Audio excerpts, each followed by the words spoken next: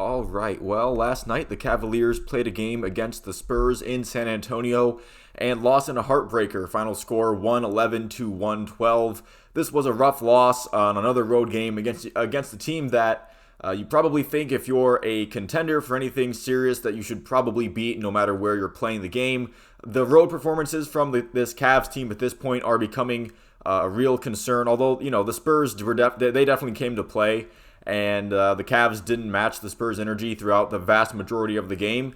And the Spurs kind of took advantage of that and made the Cavs pay for it in the end. Although there was a valiant comeback effort for the Cavs. That again, if you want to start making serious moves this season, you probably shouldn't be having to make these wild comebacks against a Spurs team that has just been not great to start the year. I know they're on a bit of a tear right now, but this is not a Spurs team that you want to lose to, no matter the circumstances. The first quarter was pretty competitive between the both teams. Donovan Mitchell's return having a good impact for the Cavs early. He definitely looked well rested and didn't take much time getting into the swing of things. That baseline dunk he had, I was kind of hoping that would spark some momentum, but unfortunately didn't really seem to spur a whole lot on, I guess no pun intended, and San Antonio would be up by 2 after the first quarter. Second quarter starting out pretty even, but a McDermott and one sparking a momentum shift and a scoring run for San Antonio. The Spurs would go up by as many as 18, I believe,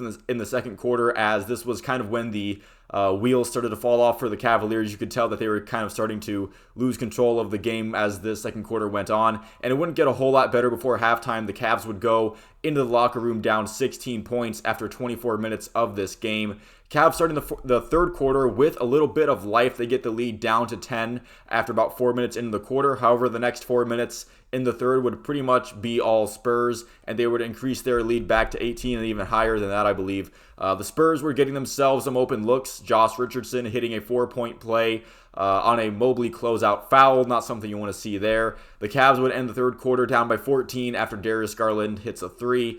So not ideal circumstances against the Spurs team. The Cavs would gradually eat away at the lead in the first half of the fourth quarter. Their defense starting to look a little bit better. Donovan Mitchell mid-range jump shot made it a 6-point game with about 3:43 left. And the Cavs would eventually, in that 3 minute 43 seconds, they would cut the lead down to 1 point after an Evan Mobley free throw. They would get a defensive stop, so maybe they could get a chance to win the game with seconds left to go on the clock. Donovan Mitchell's attempt was blocked by Keldon Johnson, but Evan Mobley would get the board to find a wide open Darius Garland, who missed the shot. But Donovan Mitchell would get another rebound, but his pass attempt was kind of knocked down and picked up as time expired. Garland was open to try that shot again on the kickout, but his back was to Donovan Mitchell's back was to him, and Mitchell never really saw him, didn't really look for him either. And the way that Garland had been playing in that fourth quarter, that's no guarantee that he would have made it by any stretch of the imagination. Garland not playing well down the stretch in the fourth quarter.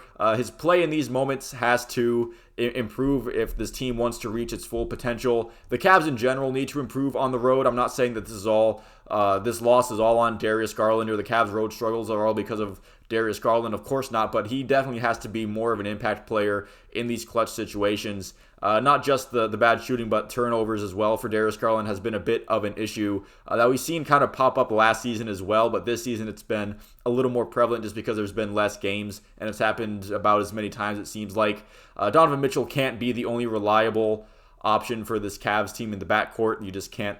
I still think that can't really be the case in these situations where you're putting your best guys out there and Garland isn't getting it done. And that means the Cavs team is going to be limited in some kind of way when it matters most, and that's obviously not good if this Cavs team wants to actually step forward in this conference and become serious come playoff time. I don't think they're in any danger of losing a playoff spot right now, but these kind of performances they are something that you look back on if the Cavs don't really make a whole lot of noise in the playoffs, and you think, yeah, well, the telltale signs were there. Keldon Johnson, Devin Vassell, Josh Richardson, and Trey Jones, all solid for the Spurs. Cavs defense not having much of an answer for those guys in the first 3 quarters, and even in the fourth quarters when the Cavs defense did step up and made some stops when they had to, those guys were still finding ways to get on the board and make an impact. And I thought McDermott had some notable moments for the Spurs as well. But yeah, overall for this game for the Cavs, this was a rough one. The road performances, again, they're getting a little concerning.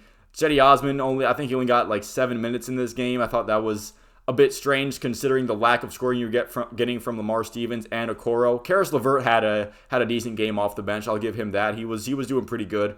But again, I don't think Lamar Stevens even attempted a field goal, which I know being an offensive guy isn't exactly his role. He's not supposed to be some offensive mastermind or anything, but you would at least like to see an attempted shot maybe.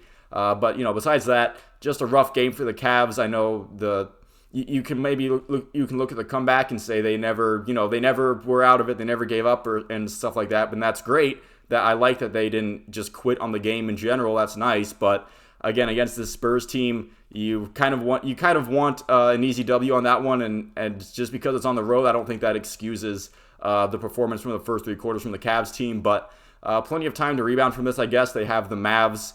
I think it's tomorrow on the road coming up. So hopefully they will rebound from this and hopefully start to get some momentum on these road games, because right now it's just looking like 2 completely different Cavs teams when they're at home versus when they're on the road. So thank you all for watching this video.